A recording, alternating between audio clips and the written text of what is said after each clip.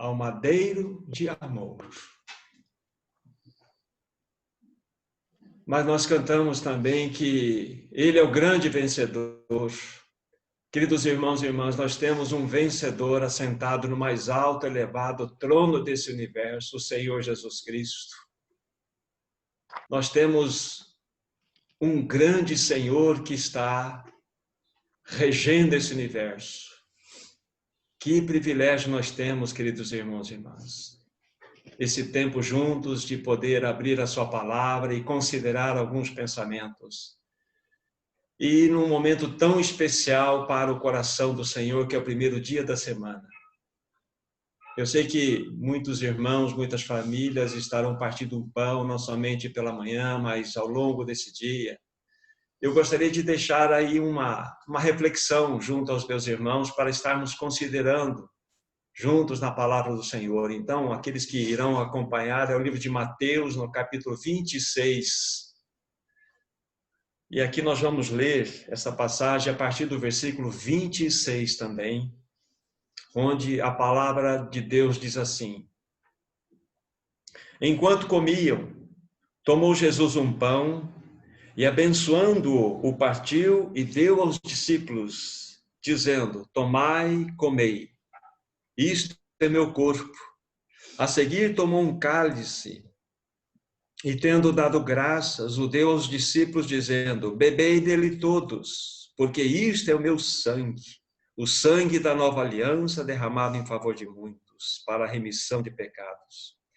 E digo-vos que, desta hora em diante, não beberei deste fruto da videira até aquele dia em que hei de beber novo convosco no reino do meu Pai. E tendo cantado um hino, saíram para o Monte das Oliveiras. Até aqui. Que preciosa palavra nós temos diante dos nossos olhos, queridos irmãos e irmãs. Que passagem linda nós temos. Aqui o Senhor Jesus Cristo está trazendo uma instrução aos seus discípulos de como eles deveriam, então, partir o pão a partir daquela realidade em diante. E me lembro agora das palavras do próprio apóstolo Paulo, que diz o seguinte, que todas as vezes que nós comermos do pão e bebermos do cálice, nós estaríamos fazendo algo muito maravilhoso, que era anunciar, proclamar a morte do Senhor até que ele voltasse. E é exatamente isso que nós iremos fazer. Louvado seja o bem nome do nosso Senhor. E eu gostaria de destacar nesta leitura que acabamos de fazer um verso, que é o último verso lido, que é o versículo 30. Permita-me ler novamente. Tendo cantado um hino, saíram para o Monte das Oliveiras. Somente Mateus e Marcos é que registram essa tão linda porção das Escrituras. Vocês já imaginaram Jesus cantando? Vocês já imaginaram Jesus cantando à sombra da sua própria cruz? Pois aqui está o registro. Isso me toca profundamente, dos irmãos e irmãs. Jesus cantando à sombra da sua própria cruz. E o que é impressionante, queridos irmãos, é que antes de entrar para as angústias que estavam reservadas para ele lá no jardim de Getsemane, ele cantou um hino. Não é impressionante isso? Antes dele dizer aquelas palavras, a minha alma está profundamente triste até a morte. Ele cantou um hino. Que Senhor é esse que nós temos, irmãos e irmãs? Que Senhor glorioso é este? Não é verdade? E na sequência nós temos o quê? Diante de toda aquela aflição incompreensível por nós, a Bíblia fala que gotas de sangue rolavam da sua face. Não é impressionante isto? Mas o que ele fez antes disto? Ele cantou um hino. Isso deve marcar nosso coração. Na sequência, nós temos o quê? Então vem aquela turba e aprisionam o Senhor Jesus, manietam o Senhor Jesus, e não trazer sobre o seu santo corpo flagelos indescritíveis para a nossa compreensão. Mas o que ele fez antes disso, irmãos e irmãs? Quando ele estava com seus discípulos em direção ao Monte das Oliveiras, ele cantou um hino. Este é o Senhor. Este é o meu Senhor. E na sequência, Jesus é levado diante do tribunal. Ali, então, ele é injustamente julgado, condenado, e mais flagelo sobre o seu santo corpo é lançado. Ele é surrado, ele é cuspido. Sobre a sua cabeça colocaram o quê? Uma coroa de espinhos. Mas o que ele fez antes disso, irmãos e irmãs? Ele cantou um hino. Isso não chama a atenção do seu coração? Este é o teu Senhor. Este é o meu Senhor Jesus, que fez tudo por nós. Ele então é levado em direção ao Calvário, e lá ele é pregado numa cruz para dar a sua vida por você e por mim, para promover a mais elevada redenção que nós podemos conhecer, a redenção das nossas vidas. E o que ele fez antes, quando ele estava encerrando aquele momento junto aos seus discípulos, ele cantou um hino. Não é maravilhoso Jesus, irmãos? Sim, ele é maravilhoso. Agora, eu fiquei pensando no privilégio que os discípulos tiveram de ouvir Jesus cantar. O apóstolo João fala-nos lá em Apocalipse que a voz do nosso amado Senhor, o som da sua voz é como de muitas águas. O salmista o classifica como doce cantor de Israel. Que privilégio eles tiveram. O doce cantor de Israel. Maravilhoso isso, irmãos e irmãs. Agora, eu fiquei pensando, que hino será que eles cantaram? Que hino eles entoaram no encerrar daquela... Então, para responder isso, nós precisamos entender o seguinte, queridos irmãos e irmãs, que era muito comum, era costume, que em todas as festas que os judeus celebravam, eles cantavam, ou eles iriam cantar muitos hinos. As festas eram a Páscoa, a festa, o Pentecoste, Tabernáculos e outras festas. Então, fazia parte exatamente daquele costume entre eles de cantarem hinos. E de onde eles tiravam estes hinos? Era do livro dos Salmos. E de modo muito específico, quais salmos que eles utilizavam para, então, tirar os hinos e cantarem nas festas. Especificamente, do Salmo 113 ao 118, são 6 salmos que eram utilizados como hinos. E da seguinte forma eles faziam. Estes 6 salmos, eles eram divididos em 2 partes. A primeira parte era composta do Salmo 113 e o 114. E estes 2 salmos compunham o primeiro hino. E do 115 ao 118, os outros 4 salmos compunham o segundo hino. O primeiro hino normalmente era cantado no início e durante todo o transcorrer daquelas festas. E no encerramento daquela festa, daquela festividade, como nós vimos Jesus, quando ele fez a transição daquela celebração da Páscoa para a inauguração da mesa do Senhor, Jesus era o dirigente daquela festa. Lembre-se disso também. Ele, então, juntamente com os discípulos, essa segunda parte dos Salmos. E eu gostaria de destacar apenas um verso, um único verso, de tantos lindos são espalhados aí naqueles Salmos. E o verso é do capítulo 118 do livro de Salmos. E o verso é de número 22. Se vocês quiserem me acompanhar, Salmo 118, verso 22. Ali está escrito o seguinte: a pedra que os construtores rejeitaram, essa veio ser a principal pedra angular. Vocês já pensaram sobre isso? Jesus estava cantando sobre ele mesmo. Havia uma realidade profunda no coração de Jesus. Eles sabiam o que ele estava cantando. E os judeus, com certeza, eles discerniam o que eles cantavam. Possivelmente, mesmo os discípulos tinham uma compreensão completa a respeito daquele cântico. Mas Jesus tinha uma realidade profunda no seu coração. Falava exatamente dele mesmo. Queridos irmãos e irmãs, o Espírito Santo é tão maravilhoso que ele permitiu que esses dois livros, Mateus e Marcos, registrassem essa pequena porção linda das Escrituras, para que nós pudéssemos tocar um pouquinho do coração do nosso amado Jesus. Aquele cântico que veio do mais profundo ser do seu coração, veio de uma dor santa, de uma dor perfeita, pois ele era a pedra angular que havia sido rejeitada. Queridos irmãos e irmãs, que texto maravilhoso nós temos diante dos nossos olhos.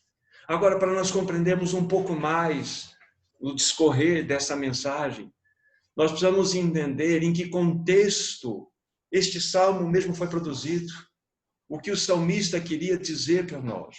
Com certeza ele tinha no seu coração o quê? A construção do Templo de Salomão. E quando aconteceu aquela construção, então, grandes pedras eram trazidas das pedreiras. Eram pedras grandes, eram pedras preciosas, pedras menores, enfim, pedras de todos os tamanhos. E estas pedras, então, eram classificadas e seriam usadas para a edificação do templo. E uma tradição judaica conta que uma destas pedras que havia sido lavrada, ela tinha um formato descomunal. Era um formato ímpar, de tão grande e até estranha que ela era. E os construtores do templo olharam para aquela pedra e pensaram: esta pedra com certeza não pertence a esta construção. Ela não serve para nós, ela é inútil. E o que eles fizeram então? Eles rejeitaram aquela pedra, desprezaram aquela pedra. Em seguida, o que fizeram com aquela pedra? Então, levaram para um vale chamado Vale de Cedron. E desprezaram aquela pedra e deixaram lá. E, na medida em que a construção ia sendo completada, na medida em que ia ficando pronto o templo, aqueles construtores descobriram algo impressionante, que faltava a pedra principal de esquina daquele templo. Permitam-me fazer aqui uma abordagem importante. A pedra de esquina, a pedra angular, a pedra principal, é aquela pedra que dá toda a sustentação daquela construção. Sem aquela pedra, o templo não teria nenhum tipo de força para se permanecer em pé. Ou seja, sem aquela pedra angular, era impossível que o templo permanecesse em pé. Exatamente essa é a ideia. Isso nos fala de modo muito profundo. Isso tem uma mensagem a comunicar ao nosso coração, queridos irmãos. Então, o que eles fizeram para concluirmos o pensamento levantado anteriormente? Aqueles construtores, quando perceberam que faltava aquela pedra principal, imediatamente eles mandaram mensageiros para as pedreiras de onde vinham todas as pedras. E os mensageiros foram até lá e receberam a seguinte informação: não, esta pedra já foi enviada para vocês há muito tempo. Eles voltam então com esta informação. E os construtores então passam a buscar e a procurar essa pedra, até que se lembraram que eles haviam desprezado a pedra. Eles a classificaram como inútil. E fizeram o que então? Depois de se lembrarem, mandaram pessoas lá para o Vale de Cedron. e buscaram a pedra. E perceberam que exatamente o formato daquela pedra se encaixava de modo perfeito e único naquela construção, naquele templo. E assim o fizeram, e o templo então fora completamente edificado. Isso tem uma grande lição para nós, queridos irmãos e irmãs. Uma grande lição. Jesus, ele é a pedra angular. Agora, vejam só, toque o coração do Senhor Jesus. Poucos momentos, poucas semanas antes dele ser preso, ele está diante dos seus oponentes, ele está diante dos seus inimigos. E veja o que ele vai dizer para os seus oponentes. Abram comigo, por favor, o livro de Mateus, no capítulo 21. Mateus, capítulo... E aqui veja, por favor, o versículo 42. Jesus vai fazer uma lembrança aqui de uma citação. Veja o que ele fala aos seus oponentes. Perguntou-lhe Jesus: nunca leste escrituras que os construtores rejeitaram o príncipe anto para o Senhor e é maravilhoso aos seus próprios olhos? Vejam só. Jesus é a pedra principal. Jesus é a pedra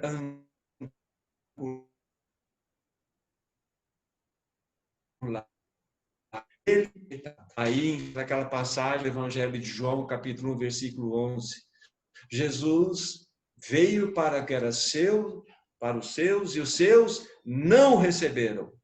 Mas a todos quantos o receberam, deu-lhes o poder de serem feitos filhos de Deus. Mas a primeira parte do texto diz: veio para o que era seu e os seus não receberam. Ou seja, ele foi rejeitado.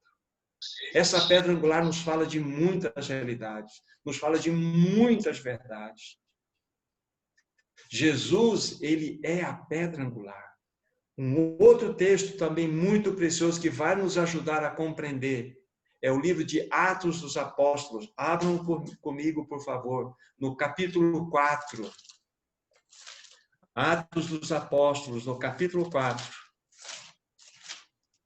Vejam só, versículos 11 e 12. Veja esta passagem linda das Escrituras Sagradas, nós vamos compreender um pouco mais qual é o valor, a extensão do valor desta pedra angular que é Cristo. Repetindo, Atos 4, 11 e 12. Este Jesus é pedra rejeitada por vós, os construtores, a qual se tornou a pedra angular, e não há salvação em nenhum outro, porque abaixo do céu não existe nenhum outro nome entre os homens pelo qual somos salvos. Queridos irmãos e irmãs, naquele contexto que estávamos vendo anteriormente, aqueles edificadores, os construtores do Templo de Salomão, eles desprezaram, rejeitaram uma pedra física. Lógico que é um tipo maravilhoso de Cristo, o antitipo, a verdadeira pedra angular. Mas aqui nós estamos diante de uma realidade tão profunda.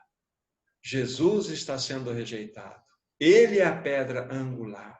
E é interessante que nós vemos aqui o escritor de Atos, Lucas, está mostrando a ligação entre Jesus como pedra angular, como ele sendo o nosso Salvador. O verso 12 diz: e não há salvação em nenhum outro, pois abaixo do céu não há nenhum outro nome dado entre os homens pelo qual importa que sejamos salvos. Jesus é a pedra angular da nossa salvação.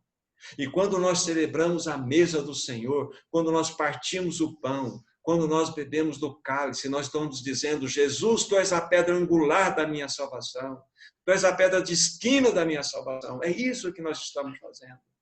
E nesta manhã, nesse dia, ao longo dele, nós estaremos celebrando este Jesus que é a pedra angular da nossa salvação. Que Jesus maravilhoso nós temos, queridos irmãos e irmãs. Mas vamos agregar uma outra passagem para verificarmos o quão a palavra nos fala, apontando-nos para Jesus como a pedra de esquina, a pedra angular. Vejam Efésios, por favor, no capítulo 2. Efésios, no capítulo 2. E o versículo é o 20. Efésios 2, 20. Vejam o que Paulo tem a nos falar aqui a respeito de Jesus dentro desta realidade. Diz assim a palavra do Senhor: edificados sobre o fundamento dos apóstolos e profetas, sendo ele mesmo, Cristo Jesus, a pedra angular. Jesus é a pedra angular da edificação da igreja. Deixe-me dizer algo também, querido irmão, querida irmã. Jesus é a pedra angular da nossa salvação. Jesus deve ser a pedra angular da nossa família. Jesus deve ser a pedra angular da edificação da igreja. Jesus deve ser a pedra angular e é a pedra angular do seu reino. E irmão, irmã, Jesus é a pedra angular deste universo. Se Jesus realmente não fosse a pedra angular desse universo, ele já teria se deteriorado. Sem Jesus, esse universo é impossível de existir. Jesus é a pedra angular. Jesus é a razão da existência da vida. Jesus é a razão da existência da igreja. Jesus é a razão da existência desse universo. Jesus é a razão da nossa vida, querido irmão, querida irmã. Ele é a pedra angular. Ele é nosso esteio. Ele é a pedra de esquina. Ele é o fundamento. Entende? Agora, quando nós pensamos naquele cântico que ele entoou como o ministro daquela cerimônia naquela ocasião, ele cantou que a pedra que os construtores rejeitaram, esta veio ser a principal pedra de esquina. Eles rejeitaram. E nós, queridos irmãos e irmãs, nós temos a alegria no coração de dizer: Senhor, nós não te rejeitamos, nós te recebemos, nós te aceitamos, porque tu és a nossa pedra angular, tu és a nossa vida, tu és o nosso esteio, tu és o nosso tudo. Não é maravilhoso Jesus? Sim, ele é maravilhoso. Vamos pegar uma outra porção das Escrituras, que é o livro de 1 Pedro, no capítulo 2. Vejam a riqueza dessa passagem, irmãos e irmãs. Repetindo, primeira epístola de Pedro, no capítulo 2. A partir do versículo 4. Nós temos aqui, agora, na perspectiva de Pedro, essa linda verdade descrita. 1 Pedro, capítulo 2, verso 4 em diante. Chegando-vos para ele a pedra que vive, rejeitada sim pelos homens, mas para com Deus eleita e preciosa. Guarde essa expressão, eleita e preciosa.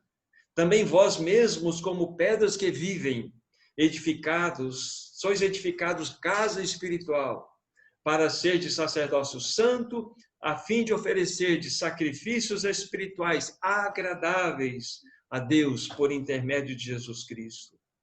Por isso está na Escritura: eis que ponho em Sião uma pedra angular, eleita e preciosa, e quem nela crer não será de modo algum envergonhado. Agora guarde o final dessa passagem.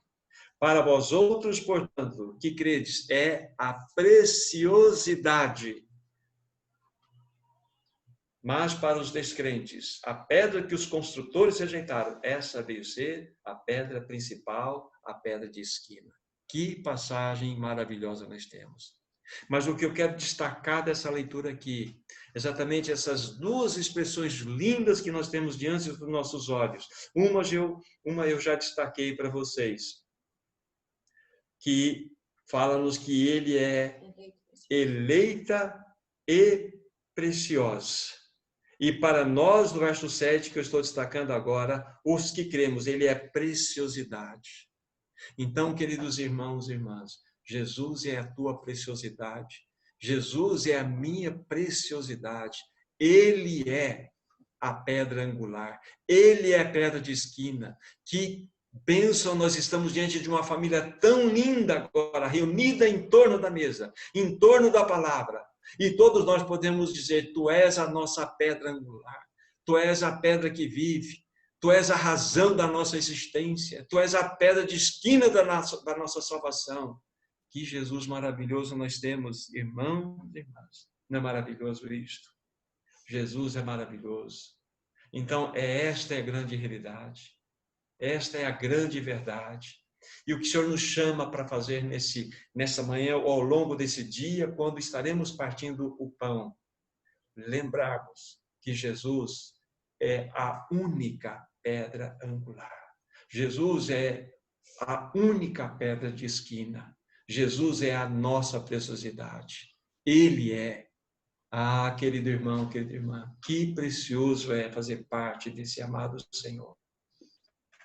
Que precioso é fazer parte desse momento tão glorioso que Ele permite que celebremos. Irmão, irmã, diante dos nossos olhos estará posta uma mesa onde haverá um pão e haverá um cálice com vinho. Isso remete-nos para a grande realidade, remete-nos para a grande verdade do Calvário, porque ali Jesus entregou a sua vida por você e por mim. Ali Jesus, ele deu a sua vida para que nós pudéssemos ser plenamente libertos. Como nós, juntamente com os irmãos, cantamos cânticos preciosos, apenas destacando uma única verdade que foi lhe dita, lá no Monte do Calvário, ao madeiro de amor. É este madeiro de amor, nele é que foi crucificado a pedra angular, a pedra de esquina. O teu Senhor e o meu Senhor ali foi crucificado. Ali Ele deu a sua vida por você e por mim. Que nesta manhã, queridos irmãos e irmãs, nós possamos, de fato, com uma única voz, em família, aqueles que estarão partindo o pão juntamente à família, aqueles que estão junto com alguns irmãos, celebrem esse Senhor maravilhoso. Diga que Ele é a tua pedra angular. Diga que Ele é a tua pedra de esquina. Diga que Ele é a rocha da sua vida. Ele é a rocha eterna, inamovível. Ele é, queridos irmãos e irmãs. Que o Senhor possa ser glorificado na vida de todos os santos. Que o Senhor possa ser honrado na vida de todos os meus irmãos, de toda essa família bendita que está aí reunida agora, dessa forma tão preciosa que o Senhor nos disponibilizou. Que o Senhor seja glorificado, queridos irmãos e irmãs. Vamos ter uma palavra de oração. Nosso maravilhoso Jesus, nós te bendizemos, nós te glorificamos nessa manhã, nesse primeiro dia da semana, onde podemos nos reunir em torno do teu nome. Nós queremos dizer com toda a força do nosso coração que nós temos a ti como a pedra angular. Nós não te rejeitamos, Senhor, nós te aceitamos. Nós te recebemos porque tu és a pedra de esquina da nossa salvação. Tu és o nosso tudo, querido Senhor. Então nós queremos hoje cantar para ti, queremos te louvar e dizer que somos felizes, pois somos ovelhas do teu santo pastoreio. Ah, amado Senhor, muito obrigado. Que realmente o Espírito Santo traga a realidade desse momento para os nossos corações. Que nós possamos desfrutar da vida, que nós possamos desfrutar de ti mesmo, não só nesses momentos que estamos juntos, mas no partir do pão, ao longo do dia e ao longo dessa semana. Louvado eternamente seja o teu eterno nome. Em teu nome nós oramos, Jesus. Amém. Amém. Queridos irmãos, queridas irmãs, que Deus abençoe ricamente a cada um de vocês.